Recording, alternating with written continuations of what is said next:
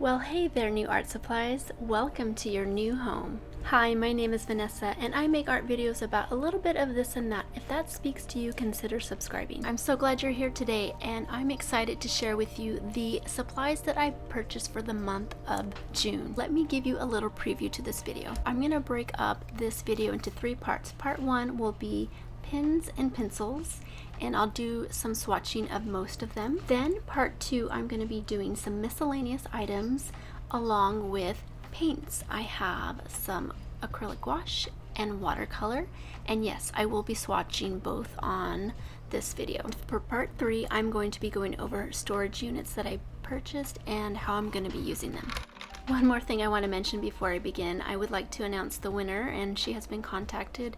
Mary Martinez is the winner of my giveaway from my last haul video for 100 subscribers, so I will be mailing that out.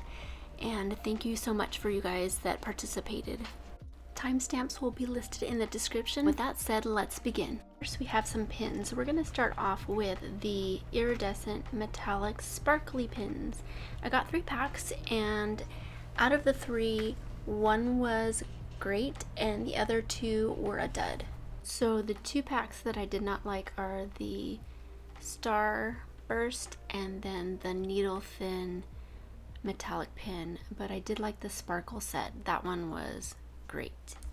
This was the Starburst, and I didn't like them because to me the ink looks dull, and so for that reason I'm not a fan of that. And so this is a sparkle set. It comes with 2 tones. You'll have the main color, and then when it shifts in the light, second color is revealed, and I think that is pretty cool. I love to use metallic pins, sparkly pins, to outline my drawings, so that's the thing that I've been doing lately in my sketchbook, so I wanted to add more to my collection. Now on to the needle thin metallic pins. This was the other set that I really didn't like. They were hard to write with, and again, I felt like the colors were pretty dull, so I didn't end up liking these. But here is an overview of what they look like on white versus black paper. If you like metallic pins, I recommend the sparkly ones. Okay, so I ended up picking the 2 other colors that Finto makes in their fine liner. Last month I hauled a red one, and I liked it so much that I got the black and blue pins. Okay, we have some more pins. These are from Sakura, and they are the Jelly Roll in their Moonlight set. And these are milky and oh so wonderful, great on dark paper. Go ahead and swatch these for you guys. I ended up putting down some craft paper and black paper in my sketchbook and drawing with them, and I love it so much. It's so much fun. These pins definitely showed up better on the black paper, and I did have to layer them a couple times to get this vibrancy, but it turned out great. Pack of pins, we have the dual metallic brush pen. It is dual because it has 2 colors. So for instance, the red has black ink and then a metallic red. Last month I purchased the violet with the metallic blue, and I liked them so much I picked up the whole set. I will warn you, it takes a long time to pump the paint. So at the very end there's this little button that you pump to get the paint to flow, but once it starts flowing it's pretty smooth. You have to work pretty slow, so slow strokes to get a nice even application, but I swear I felt like I was pumping the pen for like 2 years. That's why I had to speed up this section, because it literally took me a very long time to get the paint to flow. But these are fun for just some accent work in your drawings, in your sketchbook. I like them.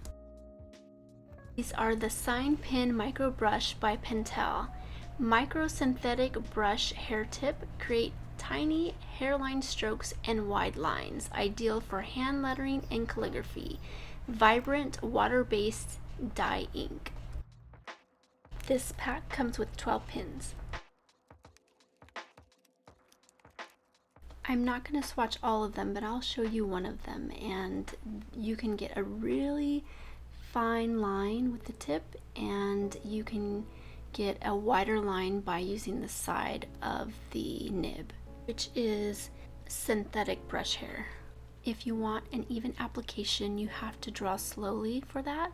But if you want more of a dry brush effect, then you will have to draw quickly with them.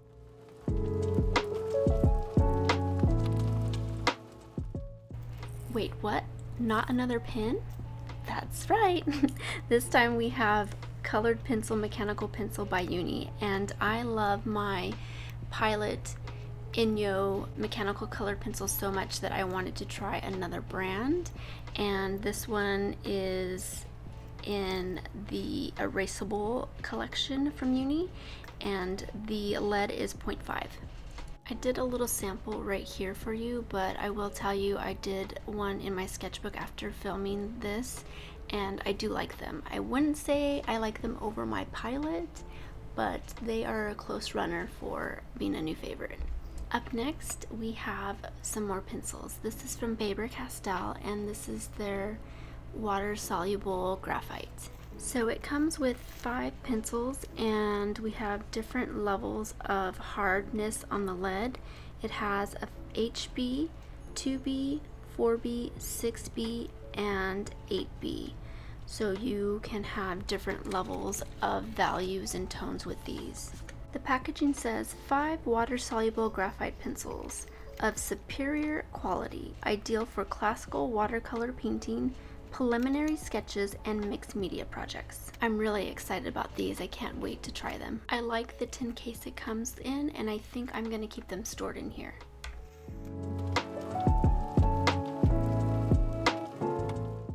I was in need of palette paper, so I get these gray palette papers. These are gray sheets, and this one is called Gray Matters palette paper, and the size is 9 by 12 inches. It's great for accurately mixing colors, so when you have it on a gray base, it's easier for you to read the color more accurately. I highly recommend it, and in addition to the paper, the inside has some information on color basics and about value and color wheel and some color schemes on there. I have a palette from Caran d'Ache, and I specifically purchased this for my Neocolor 2s from Caran d'Ache, but also this would be great for a palette to work with gouache, and it has 2 sides. One side is a rough texture so that you can work your media on there and it'll deposit the pigment, and then you can use your paintbrush to pick it up. And then there's a smooth side which you can do like your acrylic or your gouache. It feels like good quality, and I can't wait to use it. I'm pretty excited. Up next, I have some water brushes from Derwent. These are the push button water brush assorted set. So the packaging says assorted point and chisel tip water brushes for a range of strokes. Large water barrel with push button for easy to control water release, ideal for the water soluble paints and pencils. Portable and convenient for indoor or outdoor use. Durable nylon fiber tip holds shape and point for a continuous use and comes with a protective cap. Comfortable handling and leak proof. This is the large chisel tip. The size is 10 millimeter. This one is the large tip in 4 millimeter. This one is the medium tip in 3 millimeter. The last one is a fine tip in 2 millimeter. I do have some water brushes from Pentel and I love, but I wanted to try these. Speaking of water, I got some watercolor. So this is the core in their mini set, and this is the intensity color range. And like my other one that I purchased last month, it comes with a color chart showing you the colors that they have available. It includes a swatch card and 6 colors and 6 empty wells. I did pick up additional colors that I will show you what they are right now. First color was quinacridone gold. This next one is quinacridone crimson. Then I picked up cobalt violet.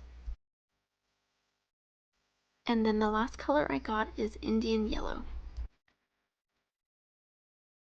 Alright, so I'm going to go ahead and swatch all of these for you guys and take a look on how pigmented these are. They are very intense, like the name says on the box. Very powerful core watercolor. I will say seems to be pretty good quality. I haven't used them a ton, but in the short period of time that I've used it, they are good quality in my opinion. Let me know down in the comments if you are an avid user of core watercolors and why you love them, or if you don't like them, why you do not like them. This next item was a gift from my husband for our wedding anniversary, or part of the gift that he gave me. He saw me eyeballing this at my local art store and he surprised me with these wonderful paints from Liquitex. They are the neon fluorescent set in their acrylic gouache. After filming this video, I decided to use them, so I went and opened them up, and I will tell you they were difficult to remove the cap lining that was on there. So I needed my husband to help me because, again, these nails are nice, but they are difficult to open things with, so he helped me do that. And here I am swatching it for you. They are pretty pigmented. I will say that fluorescent colors in paint are not very opaque. I did find that with some of these colors. Some were more opaque than others, but overall they were really good. I was super excited to try these, so I decided to do a sketchbook spread using the core watercolors as a base and the Liquitex fluorescent colors to layer on top. So here is the base layer with the core watercolors. I really enjoyed using them. They were fun. And here I have my Stay Wet palette with my gouache paints. Let's see if I mess it up. Let's see how it turns out. Here's the end results, and it's not too shabby. I think it adds some pretty cool vibrancy to the piece. Next item that I got is going to be 2 palettes from Art Toolkit. These watercolor palettes are very nifty. They are magnetic watercolor palettes and very slim and portable for art on the go. I ended up purchasing 2 from their website. I got the demi palette, which is a very small one. You get 12 mini pans, and then I picked up the pocket palette, which you get 14 standard pans. The lid is there for you to mix your colors, and I can't wait to use these with my new Derwent water brushes for art on the go. Now all I need to do is decide which colors I want to put in these adorable empty pans. One other thing I would like to mention about these before we move on to the next item is that they're very slim and lightweight, so I'm liking what I'm seeing here. Alright, so up next I had purchased some items to keep me organized. The more materials and art supplies that I'm bringing in, things are starting to get crowded and out of place.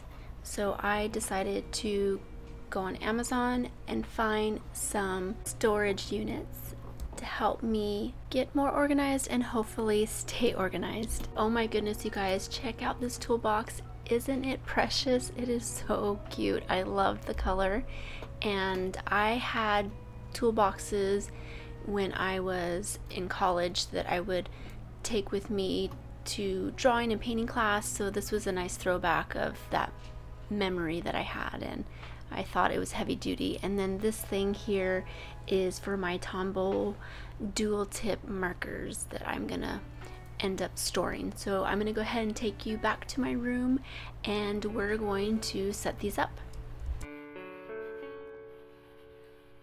So I originally had my acrylics in this clear storage unit with drawers, and it was not doing the job because acrylics are very heavy and the drawers were not sturdy enough to hold them, and so then I ended up using that unit for my gouache, and I threw my acrylics in this other container. So I'm going to go ahead and store them in my cute little toolbox. First impression, I really feel like this toolbox is going to work.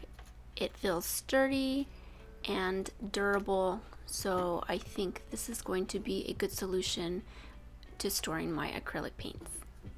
And if you are curious how I store my paints, I dedicate a shelf for my warm colors, the other shelf for my cool colors, and then the last area, the top shelf, I put my neutral colors. Alright, so moving on to the next unit that I purchased. This is a wooden drawer set, and I am going to convert my color pencils from this color pencil case, which I find very irritating to pull out the individual colors, and because of that reason I don't reach for them. I decided this would be a good place to put these color pencils in the shelving unit, where I can just completely remove the drawer and take that with me wherever I am drawing, or just grab a handful of colors that I need and take those with me on the go. But I really like the aesthetic of this, and after putting this together, it felt just right. I feel like this is going to be a really good solution for storing my colored pencils. Always on the hunt to try to find ways to become more organized, and I'm a type of person that is not naturally organized, so I have to look at what other artists do research on Pinterest, and find other solutions other than my own to become more organized, because otherwise I become overwhelmed. Okay, so with that said, let's go ahead and move on to the other unit. This one is for the Tombow markers, and it comes with labels. There is going to be 2 sets that you can put in here, the alcohol-based markers or the water-based markers. So I have the water-based, and so I'm going to go ahead and stick those stickers on there to label them, and then I'm going to fill up this bad boy. I ended up putting the labels on off camera because it took me far too long to put it on with these darn nails. It was difficult, and I didn't want to put you through that pain of watching me struggle putting on these labels. But anyhow, here it is, and I'm going to go ahead and fill it up. This process was very time consuming because I had all these markers just thrown in another container, and I was trying to match the label to the marker. The marker has a number on there. It typically has a number and a letter, and so I was trying to match them up, and this took probably about 45 minutes to an hour to do this process. After finally setting up this marker storage unit, I realized that I had a lot of duplicates.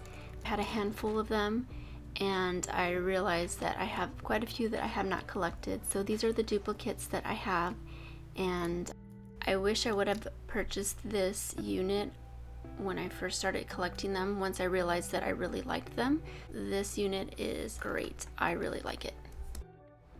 Alright guys, thank you for sticking with me on this long video, and I hope you enjoyed it, found it helpful and or useful. I'm going to slow down on hauling next month. I plan on doing a no buy for July. I have one more item that I purchased in June, and I will be filming that as my next video, so look out for that. Thank you so much for watching. Have a wonderful and creative day, and I'll see you next time. If you hear additional noise in my videos like jingle bells, it's because of this little one. She is super hyper and crazy. We just adopted her, but we love her oh so much.